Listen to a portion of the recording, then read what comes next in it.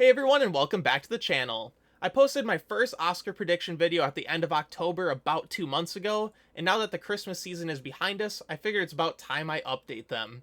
We've gotten a lot of new information since I've last predicted the Oscars. We got the Golden Globe nominations, the Critic Choice Awards nominations, the Oscar shortlist, and I've personally been able to check out quite a few more movies that are contending for the awards this year. There's still a few that I've yet to see. One is Saltburn, that's on Amazon Prime now, so I'll check that out this week, hopefully. Another is The Color Purple, which just hit theaters yesterday, and I'm hoping to check that out over the New Year's weekend. And then the last two that I really want to see are American Fiction and Zone of Interest, which neither are playing anywhere close to me, so I'm not sure how I'm going to check those out soon, but I'm hoping I'm going to be able to. But without further ado, let's jump into my updated Oscar predictions. Kicking things off, we're going to jump right into the Best Picture category. Before I talk about any of the movies, I just want to note that I have pluses and minuses next to some movies, and that's just how much they shifted up or down in my rankings since my last prediction video in October. I now have Oppenheimer at number 1. I've kind of come around. I think that movie is going to take home the Best Picture prize. And I kind of believe that because I have seen Poor Things, and Poor Things is probably a top 5 movie of the year for me personally, and that's not how I feel about Oppenheimer, but I just don't think Poor Things is the type of movie the Academy is going to go for since seeing it. I moved Killers of the Flower Moon down to 3. I think I just have a hard time seeing its package to win Best Picture. I think you'd have to have Scorsese upset Nolan in director. Lily Gladstone would definitely have to win Best Actress, and I just don't see Killers winning like editing or screenplay, so I have a hard time just seeing that movie win Best Picture. I still have Barbie at number 4. I honestly think Barbie may be a little bit stronger than Killers at this point, but I'd like to see Barbie, take home a few awards at the precursors, and maybe I'll slide it up my rankings 1 or 2 slots. The Holdovers and Past Lives I think are very solid. I think they're going to make it. They're just kind of hanging around. I'm not sure how many wins either movie has up their sleeves, but I do think they're pretty much a lock here at Best Picture. I've moved American Fiction 6 slots up to number 7. When I predicted back in October, all we really knew about American Fiction was it won the People's Choice Awards at TIFF. But now it seems like a lot of people are getting behind this movie. A lot of people are enjoying it. And I do think it's nearing that lock territory for Best Picture. 8, I have Maestro, which is probably the most divisive film that's currently contending for a Best Picture slot. And I'll be honest, I'm not a fan of this movie. I'm not a fan of Bradley Cooper's performance. I like Carey Mulligan in the movie, but I don't think it's, outstanding or anything. It seems like a lot of people do enjoy it. I feel like it's going to make it into Best Picture, but I just kind of feel weird about it because I personally did not care for it at all. Then once we get down to 9, this is kind of a mess. I think the movies I have at 9, 10, 11, and 12, Anatomy of a Fall, The Color Purple, May December, and The Zone of Interest, I think those 4 movies are contending for the 9 and 10 slot. I have Anatomy of a Fall in there currently. Usually an international film does make it into the Best Picture race, and I think its screenplay, Best Actress, and picture package seems more complete than what the Zone of Interest currently has, even though that is contending for a director nomination. I don't know if the Zone of Interest starts picking up a few precursors. I probably will swap that out. And at number 10, I have The Color Purple. I'm filming this video the day after Christmas, and I will be honest, on Christmas, I had May December in the 10th slot. Just because I think May December is going to get screenplay and 2 acting nominations, I felt pretty confident that that package could get it a Best Picture nom, but The Color Purple opened up to the second biggest Christmas Day box office performance in US history, and the reviews that are flooding in seem like the majority of audiences and critics like it. So if it's a box office success and this many people enjoy the film, I do have a feeling The Color Purple will make it, and I think it can get a lot more tech nominations than May December, which makes me think that it may slide into that 10th slot. So it kind of hurts me to have May December at number 11. That's probably my favorite film of the year currently, but I just have a hard time seeing that get in. What would make me very happy is if Maestro just dropped out as Netflix's film and the May December slided in, but I don't really see that happening. In the Zone of Interest, I just feel like not enough people are talking about that movie. It's definitely getting some buzz, in awards circles, but enough people haven't seen it, I feel like. I hope the screeners are going out, because if they're not getting screeners out, I don't think the Zone of Interest is going to perform well. But, I mean, it has a lot of buzz around it, and it could. Everything else below it, I'm just going to scroll down here, definitely has a chance to get in, but it's a far, far outside chance. The Iron Claw seems to be kind of a late bloomer. A lot of people are enjoying that. I still need to check that one out myself as well. I think Air is pretty much dead. All of Us Strangers, Saltburn, Spider-Man, I don't see it happening, but I have them there because they have a very, very far outside shot. Moving over to director, you can see that not much has changed since October. I still think Nolan is taking home this award. I think even if Oppenheimer loses Best Picture, Nolan's still going to win that director prize. Scorsese at number 2, Lanthimos at 3. I feel very solid with them making it in. Greta Gerwig at 4. She's made it into pretty much every single precursor so far. She's taken home a couple critic group awards, so I think she's going to make it. She has the biggest movie of the year, and I think they're going to want to reward her with a nomination for that. 5 is where I'm a bit iffy. They have been nominating a international director the past few years, and I think that would be Jonathan Glazer that gets in. Even though I haven't seen The Zone of Interest, a lot of people say this movie just looks fantastic, so I have to put that in the 5 slot currently. Even though Alexander Payne has been nominated many times for most of his films, he could sneak in here. But I'm just kind of going with that pattern we've seen of an international director getting in. Celine Song, Bradley Cooper, I think they are the two dark horses that could take that 5th slot. Specifically Celine Song, she got into a couple precursors as well, so she could really shoot up and get in there. But as a first-time director, I feel like the director's branch is going to want to award some other people first. Bradley Cooper, I just think he's mainly going for an acting award here. And then Justine Triet and Todd Haynes, I think they're on the outside looking in, but they do have an opportunity to sneak in. Next is a category that's still really throwing me for a loop, and that's lead actress. I think the first 3 ladies are absolute locks: Emma Stone, Lily Gladstone, Carey Mulligan.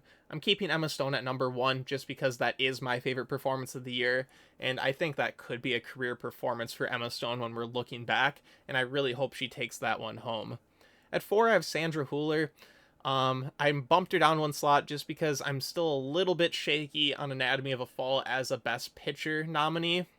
But even if Anatomy of a Fall falls out of the Best Picture race, I think Sandra Hüller's performance is still great enough to get her into this category. That 5th slot is where I'm really going back and forth. I left Greta Lee in at 5 just because that's a performance people have been getting behind since the beginning of the year. People have been loving this movie since it released back in, I believe, March. So that's where I'm currently at. I did bump Margot Robbie up to 6th. I just feel like she could get into the SAG, and if she gets into the SAG, that nomination could really propel her forward and get her into the Oscars. I have Fantasia at 7. She only got into the Golden Globe, but they do have 6 nominees for comedy or musical, and The Color Purple still was kind of weak so far through the precursors we saw, but if it continues the box office success it had on Christmas Day, Fantasia could sneak in and take that 5th slot as well. I also think Natalie Portman has an outside chance of getting in. I think she's really, really great in May December, but once again, I think May December is on the outside looking in specifically in this category. And then I have Annette Bening and Kaylee Spaney down there as well. I really don't think they have a chance. I do think it's between 5 through 8 for that final slot. Moving on to a category I feel much safer with, that's lead actor. I think Cillian Murphy, Paul Giamatti, Bradley Cooper, and Jeffrey Wright are all getting in. You can slide those 4 names around and put them in any which order you want.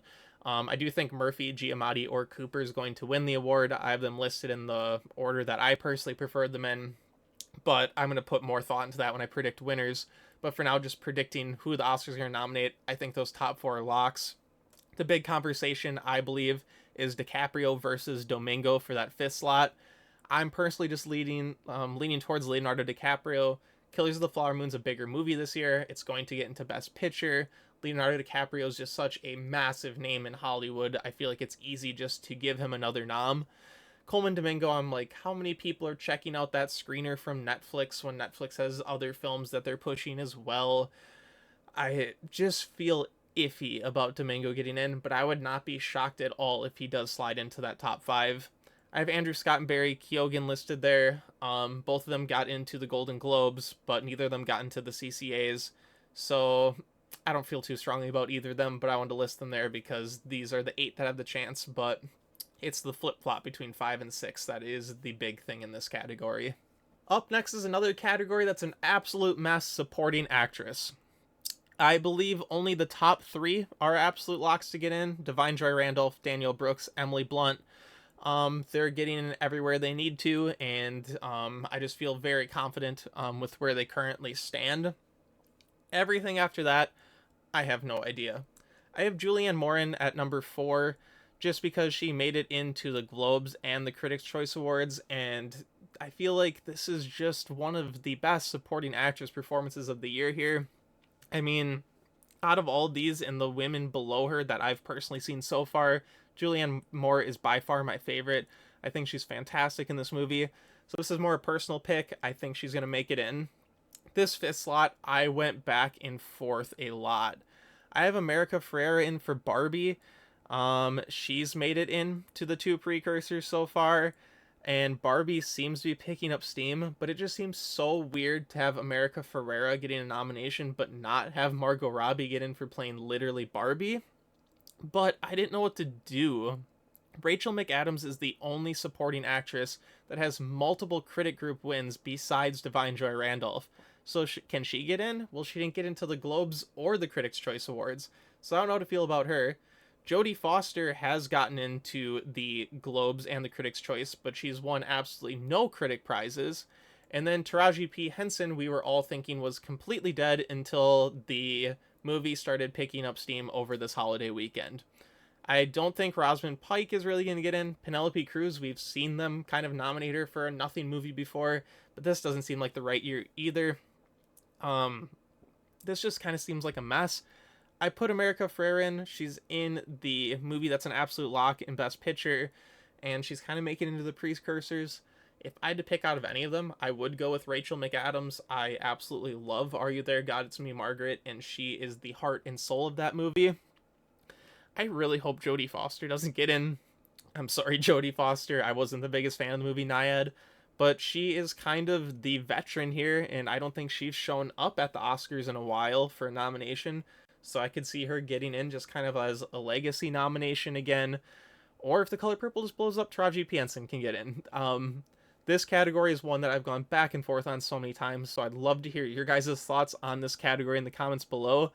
But this is what I'm going with for now, even though I feel weird having American and not Margot in lead actress. I'm just going with it. Hopefully I'm right. I don't know. It's a toss-up. Now back to the final acting award, where I once again feel a little bit safer. Supporting actor, I have Ryan Gosling at 1, RDJ at 2, Mark Ruffalo at 3, Charles Melton at 4. I do think those 4 are getting in. They seem to be getting in everywhere, and these are the ones that are kind of splitting prizes across the board. They've gotten into the CCAs and the Globes.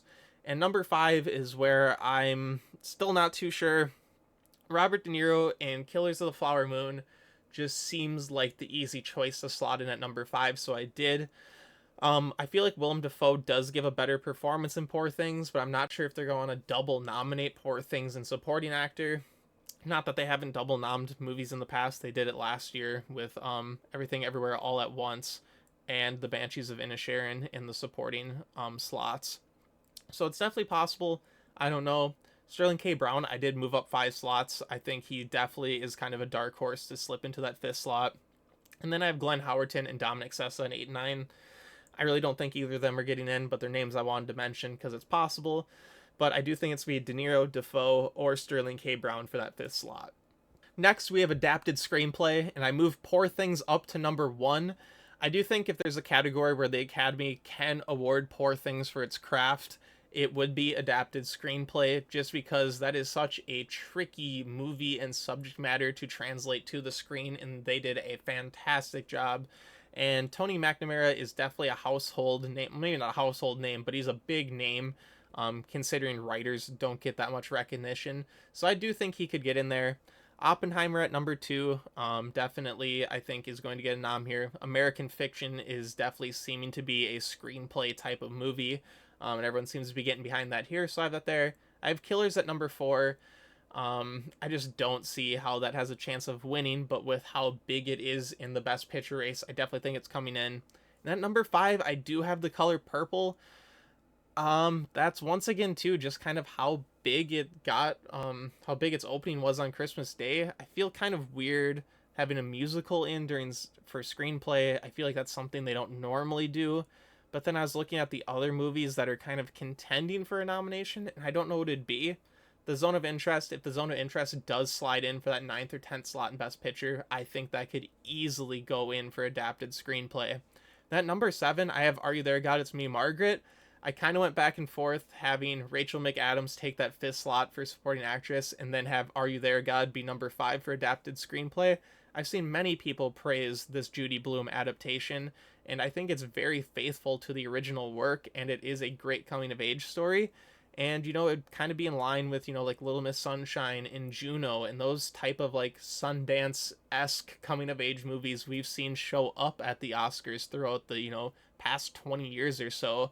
So I wouldn't be shocked if that pops up either. All the Strangers, definitely people have been loving that movie. I don't think Spider-Man's going to get in, even though it has really great writing. I'm definitely interested to see what's going to be that 5th slot, but since I left the Zone of Interest out of my 10 for picture, I just slotted in The Color Purple. Original screenplay, I have very little shaking up my top 5. It's actually the same 5 I had in October, just slightly different rankings. Barbie, Past Lives, The Holdovers, Anatomy of a Fall, and May December. I think Barbie, Past Lives, The Holdovers, Anatomy of a Fall are absolute locks. We still haven't heard official confirmation if Barbie can run an original screenplay or if it's adapted because it's based on a toy. But if Barbie goes to original, I do think it's going to get nominated. I do think it's going to win just because they can give Greta Gerwig and Noah Baumbach an Oscar all in one go, even though Celine's song for Past Lives would be an absolute amazing choice as well. Where I kind of get a little bit iffy is that 5th slot. Maestro I have in the best picture race. May December I left out.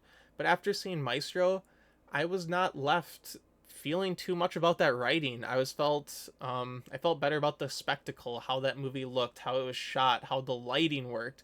It looks fantastic. I did not care what the characters had to say in that movie. I'm just being honest. And May December is a screenplay movie. That screenplay had me hanging off of every single word through all the twists and turns and messed up conversations that were had. Even if May December misses some acting categories, like if Julianne Moore gets left out, I still think it deserves a screenplay nom. It is one of the best screenplays of the year. Iron Claw, once again, haven't seen it yet, but that seems to be swelling a very late bloomer. So if that really, picks up here in the next few weeks before the Oscars announce their nominations, maybe that could slide in. Air, I think, is just falling down people's charts, and Saltburn once again. Just from what I've heard, how mixed it is online, I still need to watch it yet on Prime, but it just seems like a movie the Academy's not going to go for. So I think this is between May December and Maestro for the 5th slot, and the Iron Claw is a very, very dark horse that can maybe sneak in there. Moving on to the technical categories, we're kicking it off with cinematography. I have the big 3 right up top: Oppenheimer, Poor Things, Killers. At number 4, I have Maestro moving up 5 spots. After seeing that movie, like I just said in the screenplay category, wasn't a big fan of the screenplay, but this movie looks phenomenal. Some of the best black and white camera work and lighting I have seen in many years. Highly deserves this nomination. I think it will get it. And at 5, I have the Zone of Interest. I felt like the Zone of Interest would sneak in here even when I didn't feel too strongly about the film's chances in other categories back in October. I can tell from the trailer that this movie looks like it is very meticulously shot and framed, so I think it will make it in. And then outside of that, Saltburn, this seems like the one category where Saltburn could possibly get in. But then Barbie, Holdovers, Color Purple, Past Lives, just Best Picture nominees that have a shot to get in. I have Barbie all the way up at 7 just because the CCAs went for it, and I was honestly kind of shocked that it got that nomination over the films listed below it. Not that the Oscars follow the CCAs anytime. I even wasn't the biggest fan of the CCA nominations overall this year, but it's just such a big contender that they may just kind of checkmark the box and it sneaks in there. But for the most part, I do really like this top 5 I have selected. Costumes is up next, and I have Poor Things and Barbie at 1 and 2. I did move Poor Things up to number one. I think the costumes are phenomenal in Poor Things, so I just moved it there. Either way, those are going to be the two contending for the win. Killers at three, Oppenheimer at four. Just the two massive period pieces that are contending for the Best Picture win. I had to slot them in. Color Purple at five. Once again, I've looked at the trailer, hoping to see the movie soon. There looks to be some magnificent costume work going on there. Then once again, Napoleon, Maestro, Priscilla. I have possibilities of getting in. Once again, they're period pieces, set in the past decades ago, even hundreds of years ago for one of the movies. So I think for sure that they have a chance to get in. But I just Napoleon's not doing too hot. I don't think it made some of the short lists, which I was honestly surprised by. I didn't think it was going to make any short lists, if I'm being honest, except for maybe you know sound, but it snuck in there, so maybe it has an outside shot.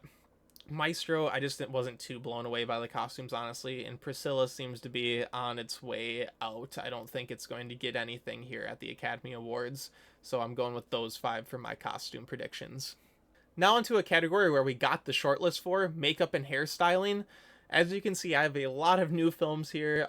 Some movies popped up I would have never expected we got in here, especially like Society of the Snow, Last Voyage of the Demeter, Beau's Afraid, Ferrari. I didn't think would get in here.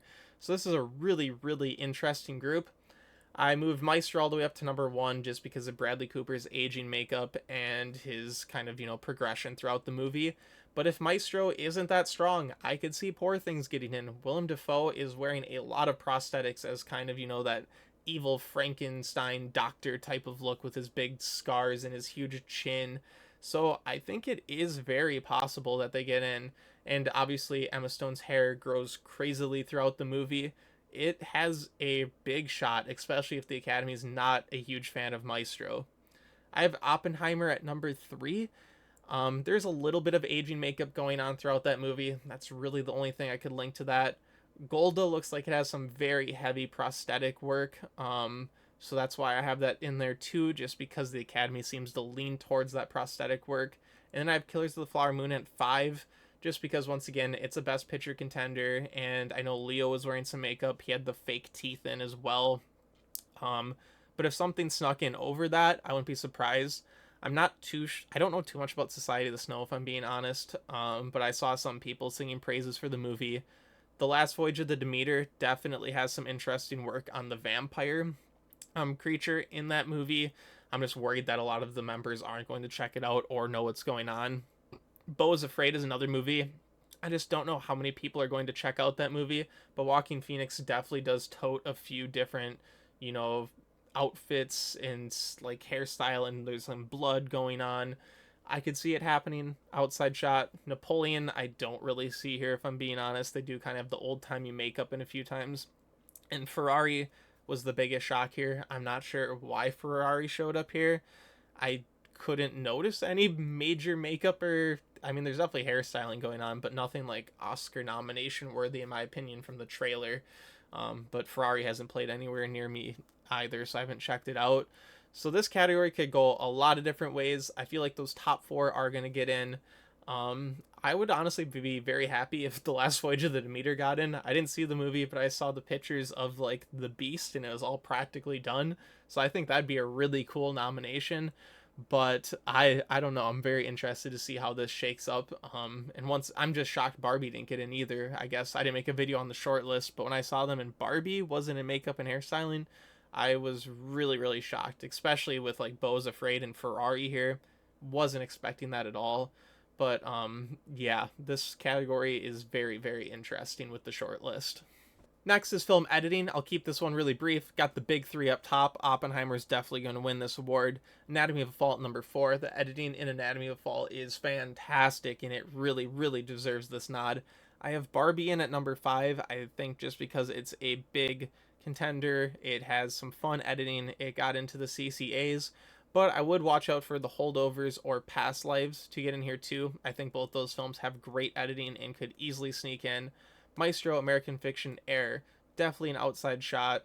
So I have to get that 10 listed there. But I do think this is between the top seven here for the nominations.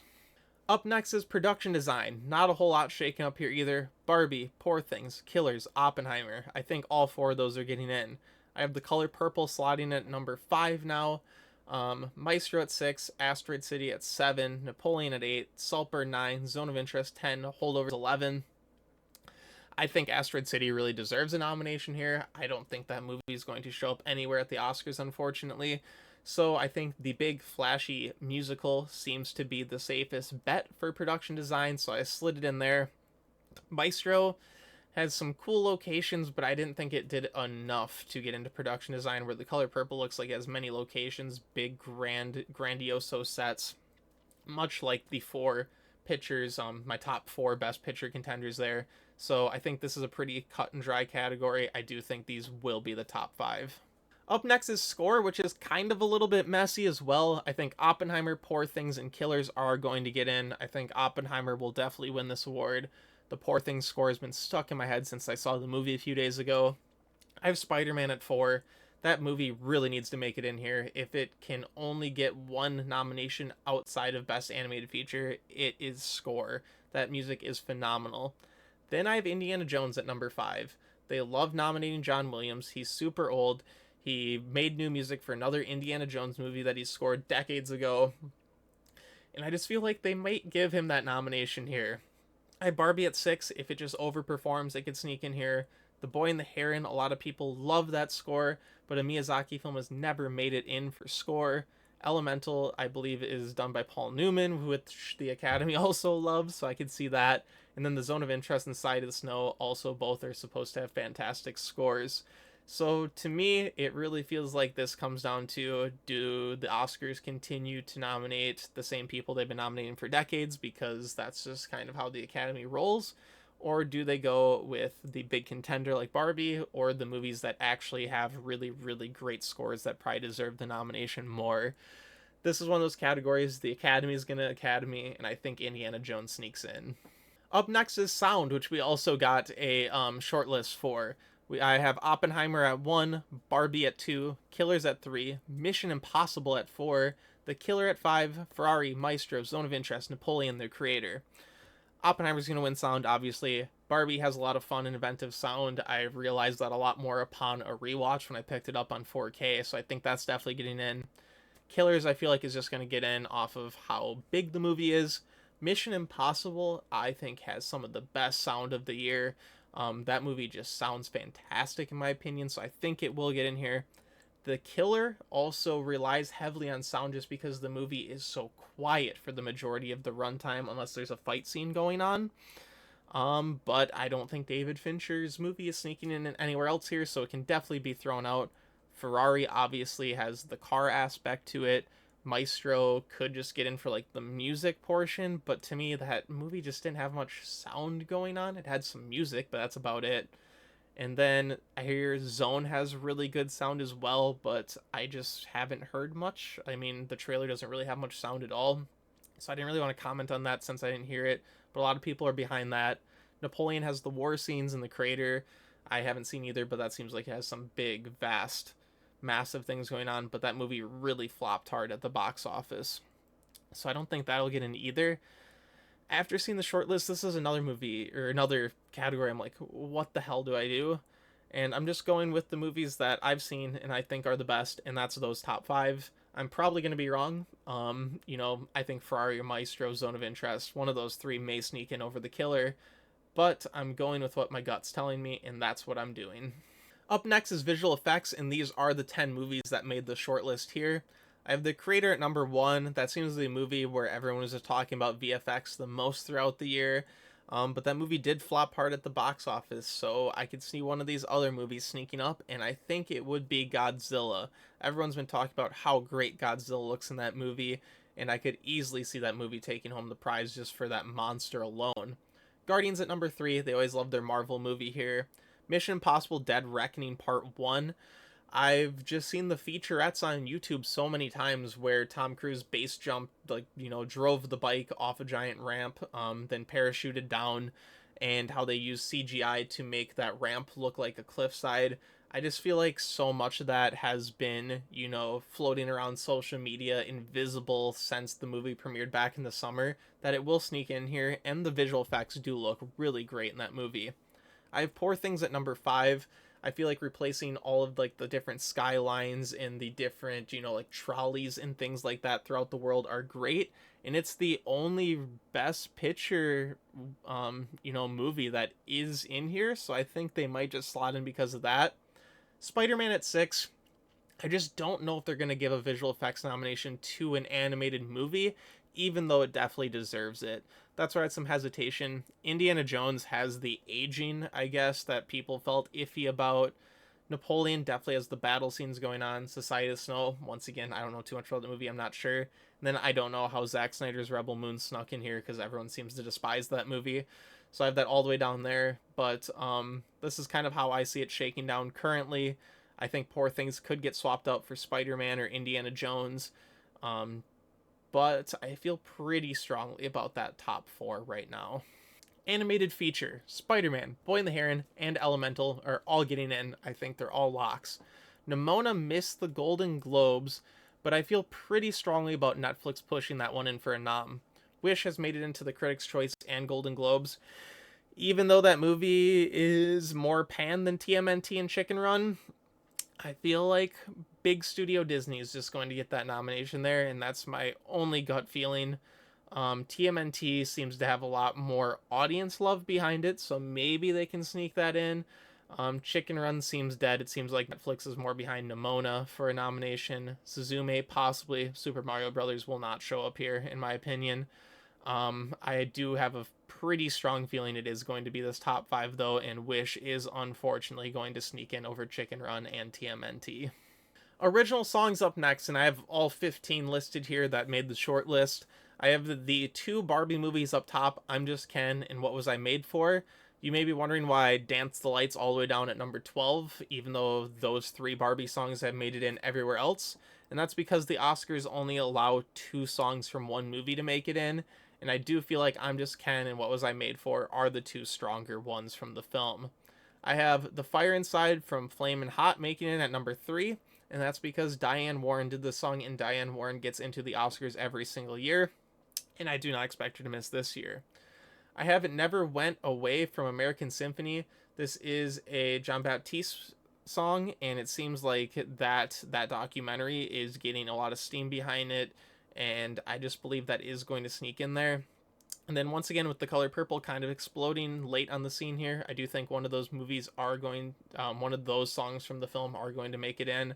Keep It Moving seems to be the bigger contender over Superpower, but that could flip flop. Road to Freedom has made it in every other place from Rustin, but I don't think it's going to get in as a sole nomination. Now, if Coleman Domingo bumps Leo out in lead actor, I could see the film getting 2 nominations that way, but I didn't predict that, so I'm going with this top 5 for now.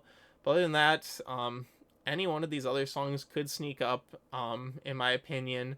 I do think those top 4 are pretty much locked. That fifth one, I think, has a little bit of wiggle room behind it, but I'm not sure what it'd be. But I did find it funny that Dear Alien from Asteroid City did make the short list because I would not have expected that at all, and that kind of was a fun song in that movie. And we made it to the last two categories I'm going to be talking about today, and I'm just going to glance over both of them super fast because I have not seen many of the movies and the documentaries in these two categories. But I kind of mostly just went off Gold Derby odds for these, even though I do think Zone of Interest and Society of the Snow are the number 1 and number 2 for international feature. But then I have Perfect Days, Taste of Things, Fallen Leaves, Teacher's Lounge, Four Daughters, 20 Days in Mariupol, Totem, and The Monk and the Gun. Once again, I don't have too much to say about these. I just kind of went with the Gold Derby top predictions, and the same can be said with the documentary feature, where I went Beyond Utopia, 20 Days in Mariupol, American Symphony, Four Daughters, and Going to Mars, the Nikki Giovanni story. The Michael J. Fox movie could sneak in here too. I heard a little bit about the Bobby Wine documentary. I think that could sneak in too. But once again, I have not seen any of these, so I don't want to comment too much on them.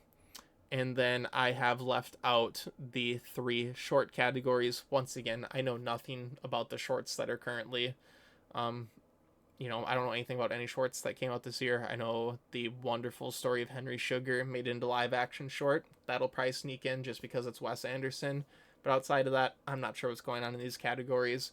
So if you're interested in those, I've just gone Gold Derby and look up the top odds, and you'll probably know as much as I know about these. And to kind of round things out here, I have tallied up how many nominations I predicted for each of those 12 films I think are contending for the Best Picture nomination. I have Oppenheimer and Killer with 13, Poor Things at 12, Barbie at 11. Then there's a big drop off where I have Color Purple at 6, Maestro 5, Anatomy and the Holdovers at 4, and then American Fiction, May December, Past Lives, and Zone of Interest with 3. And like I said throughout this video, I kept saying the big four. Yeah, Oppenheimer, Killers, Poor Things, Barbie. Those movies are going to perform extremely well at the Oscars this year, Oscar nomination morning. And the rest of these, they're really fighting for some slots here, if you ask me. And after I kind of tallied everything else up, this does make me feel a lot better about slotting in The Color Purple at number 10, just because it can get into acting categories and it can sneak into a lot of tech categories as well. And that's kind of why I have Maestro in there as well over May December. May December just doesn't have that tech, text behind it. But we saw Women Talking sneak in probably as the number 10 slot last year, and that didn't have any text. That was pretty much just screenplay and picture. So, I mean, we could see May December get in with, screenplay, 2 acting noms, and Best Picture. I've still feel mixed. I'm probably going to go back and forth until Oscar nomination morning, especially if something weird happens at the Critic Choice Awards or the Golden Globes. I may come in here and switch some things up. I probably won't make an update in rankings before the Oscar nominations are out. I'll probably make an Oscar nominations reaction video though, so you can subscribe and stay tuned for that. But other than that, I hope you guys have a fantastic New Year's. I hope you guys are all excited for the Critics' Choice Awards and the Golden Globes like myself leading up to the Oscar nomination morning. And if you kind of want to follow the award season and just my other movie reviews and videos I post on here, make sure to drop a like and subscribe down below. And I hope you guys all have a fantastic day.